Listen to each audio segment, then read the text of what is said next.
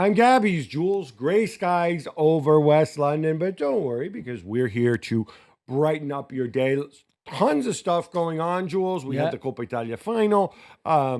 We had an extraordinary Florentino Perez press conference. We have new champions in France, or the old champions. Old champions again, yeah. This was pretty dramatic. It was, in the way it came to pass. But we're going to start with the Premier League title race. Yeah. Because Manchester City beating Palace 3-0. Not a surprise that they won. Palace obviously thinking ahead as well to the Conference League final. Yeah. I have to start with Phil Foden, right? We've been wondering, hey, where'd he go the last 2 years? He gets a new contract. Pep puts his faith in him. And it's not like he dominated the game, but he did put in that little moment of techers, which you want to see. Yeah, exactly. Yeah, replacing Cherki. I think there was a bit of pressure on him and, on his performance, having to deliver. It was a rare start, certainly in the league. And I mean, just for the back heel assist on the Semenyo goal, which was absolutely genius, it was worth him starting. The second goal, and he's given the assist when he miscontrolled the ball, obviously. But the first one is really worth it. I just like the look away, the head fake and stuff. Like, it's these little frissons. Can you say that in French? Yeah. Well, that guy just made up a French word, a plausible one. Yeah.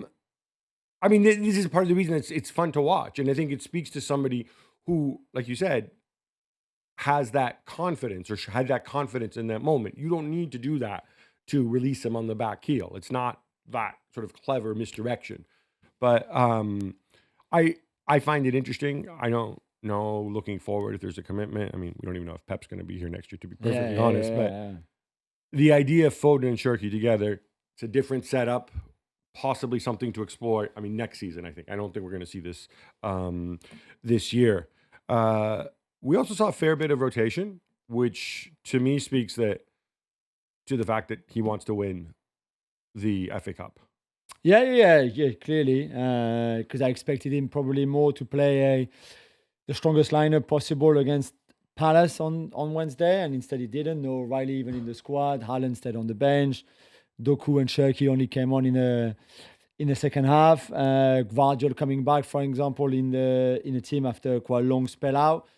So yeah, he clearly rotated to rest on players because Cherki will start the final, so will Haaland, so will Doku too, and O'Reilly probably as well. So yeah, clearly he still sees the FA Cup final as a very important thing, not the priority. I think if you ask them to choose between the league and the FA Cup, they choose the league. Obviously. Right now, obviously. But the league is out of their hands. I think that's the reality. Yeah, exactly. You are. And I think he knew he could be this Palace team that has got nothing to play for in the league anymore, even with the mixed teams like of A players and B players, really. And they were like that. Looking ahead to the title race, one noteworthy thing is they pulled ahead in terms of goal difference. Yeah. And this only becomes relevant if Arsenal draw one of the last two games and they somehow finish level on points. And obviously it's going to depend on how many goals people score in the other games. But I think it is psychologically, it is a boost. Going into this, they've both played the same number of games. Obviously, Arsenal are on Monday and City are on Wednesday? Tuesday. So they will take the pitch on Tuesday. I mean, something happens in Arsenal draw. If they take the pitch on Tuesday knowing, all right, between now and this weekend, we need to pump up the score. So I think it's an interesting kind of evolution from where they are going forward. Looking ahead to the FA Cup final, are they clear favorites to you? Yeah, and they have to be with the momentum they have, even with the draw at Everton compared to a Chelsea side that hasn't won in 7 in the league, for example. I don't think there's any doubt that City are right now the most informed, the most favourite. They've got everybody available, plus even the likes of Guardiola, who I don't think will start the FA Cup final, but who's still back playing. For Chelsea, it's a very different dynamic. So yeah, City definitely. They might not win it, but they are the favourite. I'm a massive Guardiola fan, as you know, and obviously that's going to be, I think, one of the big talking points. I mean, I think if it was a forward, you might integrate him quicker into the starting lineup of somebody. But when you've got a defensive partnership in Gay and Kusanov, even though they've certainly had their ups and downs in the Everton game, I think that's going to be more of a more of a slow burn, more of a big call. Obviously, not for the FA Cup final, but perhaps for the last game of the season, or indeed on Tuesday night. All right, Joe, so sticking with Chelsea, obviously they've got the big FA Cup final. I know we need to give a shout out here to Ryan Cherky, who, of course, With City, should have yeah. should have been going to the World Cup with Italy. Sadly, Yes, of course. he won't be, only because Italy didn't qualify. Yeah. And instead he's going to have to play for France. Yes. You know, I mean, even Algeria he could have gone there with Algeria, let alone France. that's true, but should have chosen Italy, bro. Yeah, I know. Watch the World Cup on I know. television, no Yeah, pressure. So for holidays, you know. We touched upon sort of defensively, but we think this is pretty much kind of what we defined as like the base 11 heading into FA Cup final and presumably the final Yeah. games of the season. Donnarumma, Mateus Nunes, and O'Reilly, your fullbacks, Gay and Kusanov. I think there is possibly a Guardiola angle, not for the cup final. Yeah, Ruben Diaz as well. Maybe I later. guess. Ruben Diaz also Yeah, an option, also experience-wise. fit. And then obviously Rodri if fit, if not Nico, with Bernardo Silva, who made an uncharacteristic mistake in that game Very yesterday. much so, yeah. So he got that out of his system. Yeah, He's yeah, good for the yeah, next yeah, month. Yeah. And then of course that front four of Ryan Cherky, Semenyo, Jeremy Doku, and Holland. That's not really going to change. But looking No. across to Chelsea, it's always curious how the pieces fit together. Yeah, exactly. And what Callum McFarlane will do as an interim coach, really, to be fair, there's not much momentum. We said that before, considering the bad results lately. Even the draw against Liverpool was not too bad, but they scored a lucky goal. And then, despite having some strong moments during that game, it was not all perfect either. We saw Levi Colwill, who we both like Yeah. a lot, finally coming back. He'd come back the game before off the bench. This time he started, and I thought did well. Is that enough to start an FA Cup final? Maybe. Is he Chelsea's best centre back? For sure. You know, better than Fofana, Chalobah, Tozin, whoever else you want. I don't know. I don't know really how you approach that game if you're Chelsea. If it's just leave the ball to City, just be very aggressive from the second phase, and play on the counter because they've got everybody available: Enzo, Palmer, Joao Pedro, Neto, Garnacho, whoever you want as a front three, front four. Or do you try to get the ball off City and be a bit more in control? With this guy, I would assume safety first. That to me would mean then you're going to play two central midfielders plus Enzo, which then means Palmer on the wing. Yeah. Which is fine, but this is just one of those conundrums that Chelsea need to figure out over the summer. And then some people say, look, maybe Enzo leaves, so it won't be a problem. We can put Palmer back to number 10. I like Palmer at number 10. Did you? Oh yeah. I've said from Palmer the on the beginning, wing on the right is currently counterproductive. Yeah, you lose a lot. Plus, Yeah. the right longer term is going to belong to Estevao, we assume. Joe Pedro up front is kind of a no-brainer, and then it becomes a question of the other wing, and I'm assuming he's going to go Neto for that one, I think right? so too. Yeah, definitely.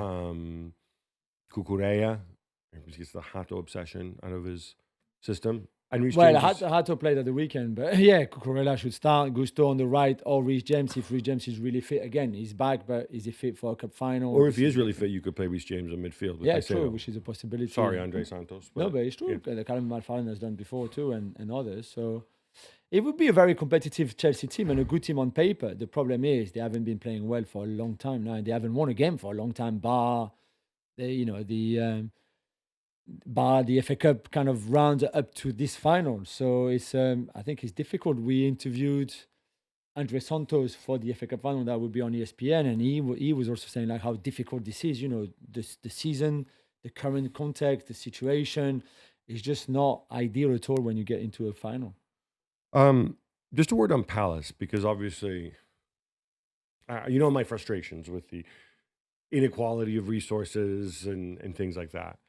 I think we have to put into context what Palace has achieved, this sort of cycle of Palace where, you know, under Glasner, and it's not just him, it's Glasner, and there's a whole club behind him with their recruitment. They got a lot of things right.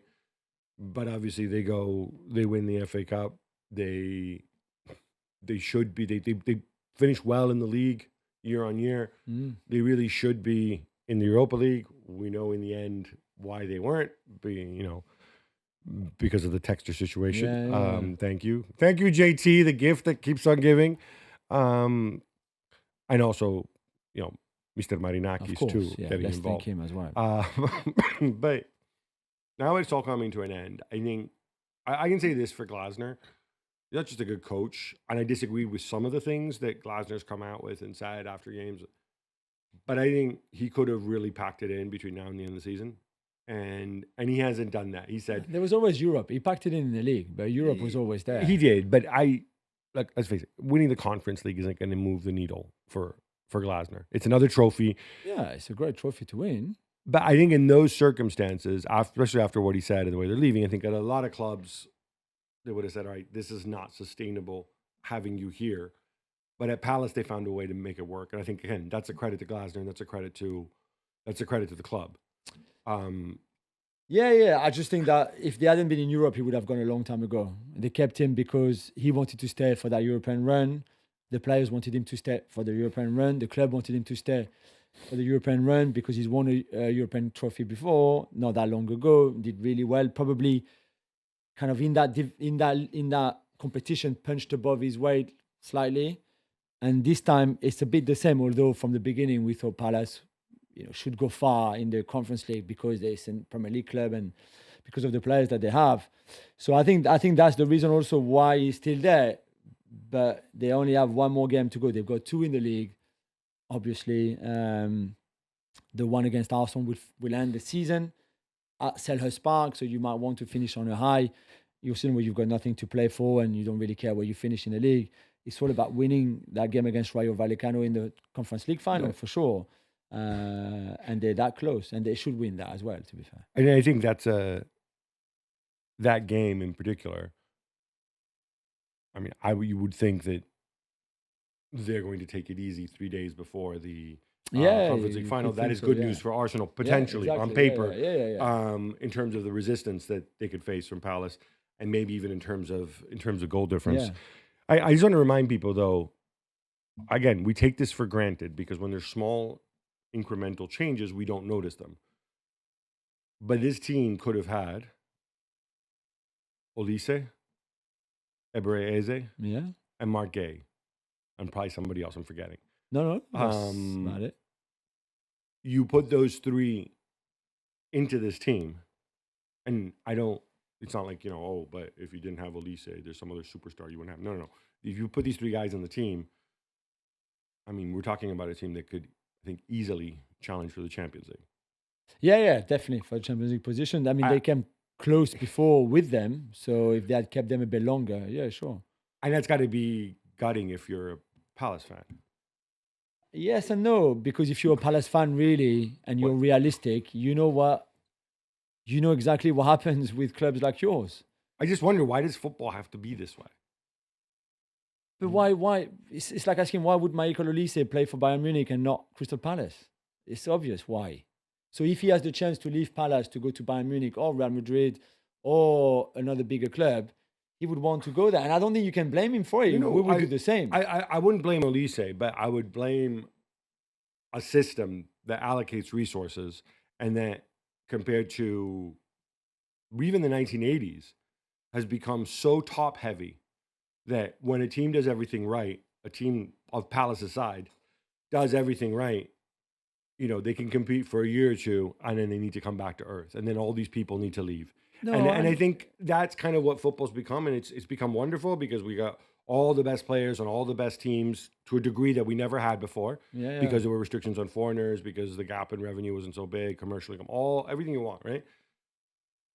But it does, I don't know, it does leave you a little bit when you look at all the guys who were there and what they could have become. I hear you. But if you put the same amount of money on the table for Michael Olise to say you stay at Palace for the same amount of money, wages-wise, that you get at Bayern. I'm not blaming the players. No, but he would have, that's what I mean. It's not just about the money. But it's not about just resources. All I would Bayern would always be bigger than Palace. Of course.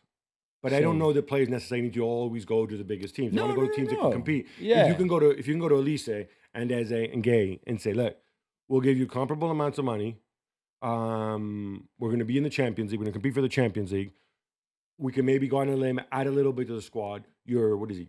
At the time when he went was what, 22 years old, right? Yeah, a bit more. You're 22, 23, 24, whatever it is. Stay another year. Let's have it go. Let's try Yeah. to build something, right? It's just a different, because you know what? If he has the kind of season he had at Bayern this year, then instead of getting 60 million or whatever they got for him, they could be getting twice that, right? Sure. It's just, I don't know. I just think we take for granted that all these teams are so hamstrung, and even bigger teams, even Villa and Newcastle, frankly, right? They do Yeah. things right, and then they system doesn't allow them to compete anymore, and then they have to sell everybody. I don't know. It's I like maybe this is football's changed that way.